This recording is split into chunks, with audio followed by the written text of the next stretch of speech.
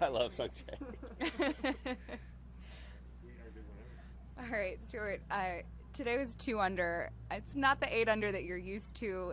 Is that a bit of a letdown, or are you happy with the day that you had? Well, it's hard to compare today's score to the first 2 days because the first 2 days were just really just flawless. And today I wasn't quite as sharp with the putter. I had a chance to shoot a really low round, and I didn't really shoot incredibly low, but it was still a solid day. And the conditions were a little bit more difficult today, and more wind. Of course, it was really dry. So all in all, I'm pleased with the way I played. I handled myself pretty well, and I put myself in position to. I'm halfway to home compared to where I was yesterday. Mm-hmm. So it would be. I think tomorrow I could play another round like this, and our game plan still held, and it was good, and there was no surprises out there really for the most part. So it was all in all, I think, a success. Speaking of the putter, you had a bit of that nerve tester for the birdie putt on 15. What was going through your mind when you don't see that putt go in? Well, that was a short putt, and it's just really easy when you're in that zone for your mind to really want the results. And I fell victim to that a little bit there. It was a hard putt because I had to play it about a cup outside the hole, so it wasn't like the easiest tap in. But I definitely didn't do the best job there of containing my emotions and staying in the present. And it was golf just deals you a lot of moments where you can learn from, and that was one of those learning moments, and Reagan and I recognized it immediately, and we kind of readjusted our game plan on the greens for the last few holes, and I made some nice strokes today. The ball didn't find the hole. The first 2 days, a lot of those went in, and so tomorrow maybe like Reagan said, I think the laws of regression will maybe take over, and maybe I'll a couple of those balls will lip in the sides instead of grazing the edges. Earlier in the week, you told me you had some really impactful conversations with both Reagan and your wife, Lisa. What sort of conversations are you going to have tonight prior to tomorrow's round? I have no idea because I'm not usually the one that leads those conversations. I'm usually the one that's being talked to. So I'm sure there'll be plenty of discussing and relaxing tonight. Good. And, it's Saturday night of a PGA Tour event. It's always a little bit of hectic, packing and getting ready to leave. And we've got a lot going on next week at home, too, moving from to a new house. So it'll be a nice respite tomorrow from the real pressure, which is coming the next 3 days when the movers show up. Well, get some rest, and thanks for the time as always. All right, you got it. Thanks, Stuart. Where are you moving to, Stuart? We're moving into condo in the middle of Atlanta. Okay. From where were you before? Out in suburban Atlanta. Yeah, okay. TPC Sugarloaf, and we've been there 20 years, so we're moving to a new place. Is this the empty nester move? Yeah, I guess it is. We've lived in the neighborhood for 21 years, and about 3 years before that out in the suburbs too. So it's been 25 years since we lived in the city. So we're going to move to the city now. We have time for a few questions. If you guys want to come over here so that way we're still by the camera, that'd be great.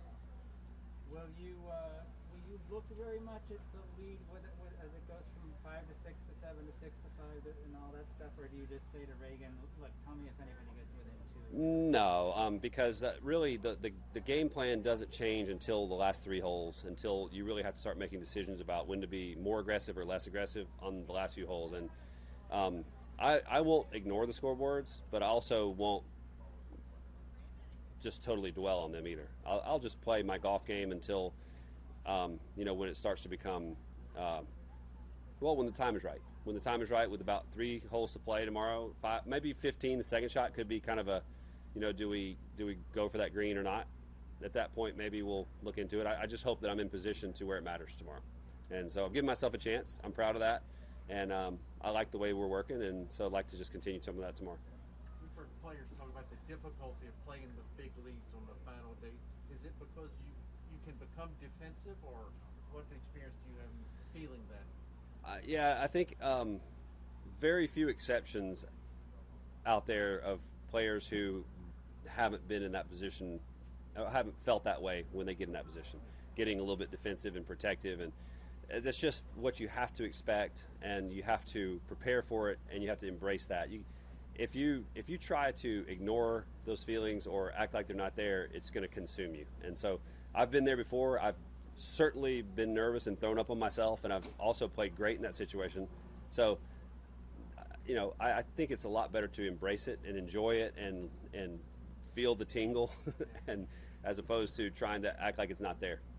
Stuart, you're scrambling today, especially after some bad placements off the tee, really helped. And what were you thinking on 12 when you came up there, you saw the ball up against that little stick. Yeah, that was a weird one. Hard to think a ball could stop there, but I've had plenty of shots that I missed fairways, and I ended up with decent looks at the green. So this golf evens out, and that's just one of those places where I felt like I was probably getting one paid back to me. But I was lucky that stick was oriented where I could still get to the back of the ball. The stick was holding the ball up on that hillside, but I could still get to the back of the ball with a club. And it actually surprised us how far that ball went. We were really trying to just kind of approach the front edge and play up the hill, and it took off really good. I hit it solid, and it was unfortunate, but sometimes you just got to be really creative out there, especially a course like this. The birdie on 14 too. I think television said that it had been 39 rounds here since you made a birdie on 14. Did you know it had been that long, and afterwards did you feel pretty good about that? If you asked me how long it had been since I made a birdie on that hole, I probably would have said something like 8. So I have no idea. Stats like that are completely irrelevant to us out there. And the hole today was a kind wind direction. The pin placement sort of was in the area where all the golf balls are going to go. So that's about as easy as that hole can play from the back tees. And you still have to execute it.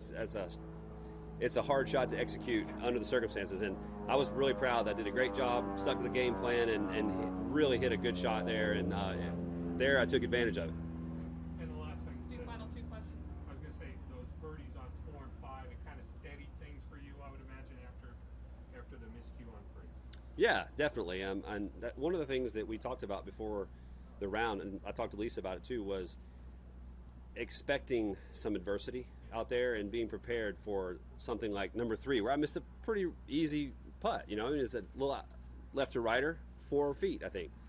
And but that kind of adversity under the circumstances is something you have to expect, and we planned for that. And it was just kind of all in stride. And the next hole, I blasted that putt that if it hadn't hit the hole, it's probably going like at least 8 feet past. So, but it hit the dead center of the hole. So yeah, I did feel a little bit calm after that putt went in, and then I hit a bunch of good shots on 5, just really nice shots on that hole. And then I started that stretch of holes where I had really good birdie looks, and I could have increased the distance between me and everybody else. Unfortunately, I didn't, but there's still some distance there. Stewart, in the last year when you started to play so well, have you done anything different from a physical fitness standpoint? Yes, I have. I started working with a trainer named Cornell Dreesen. He's a South African guy. He's been out here for a long time, and really great guy, super knowledgeable. He's really helped me. Well, when in golf, when you try to get stronger and fitter, you're really trying to build a support base in your body for what you're trying to do in your swing. You're not necessarily trying to gain speed and strength like that, Right. most of us. And so Cornell's really helped me stabilize a lot of the areas in my body that take pounding from golf, and can accept where I'm trying to be with my golf swing and what it takes to practice and still get after it like I'm still doing. And so it's been a huge help for me to have him overseeing sort of my physical, the state of my body. And I went through an injury. I was going through the injury right when I started with him in 19. I missed some time and had to work my way back from the medical ranks. So winning at Safeway was it was the icing on the cake as far as getting out of the medical ranks for sure. But Cornell's helped me a whole lot, and he's helped me get in better place efficiently with my swing, and therefore I've been able to take advantage of that with equipment too. And I've gained a little bit of distance. I'm much more efficient with my spin rates throughout the whole bag, and just kind of a new golfer.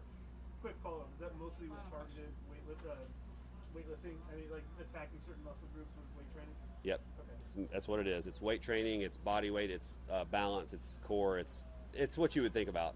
But Cornell has a really good way of specifically attacking muscle groups and making sure that there's flexibility here and there's strength here, sometimes both, but where you need it. Appreciate it. Thanks, sir. Thank you, sir. All right. Thank you. I appreciate it. Okay. Have a good evening. All right. You too. Thanks.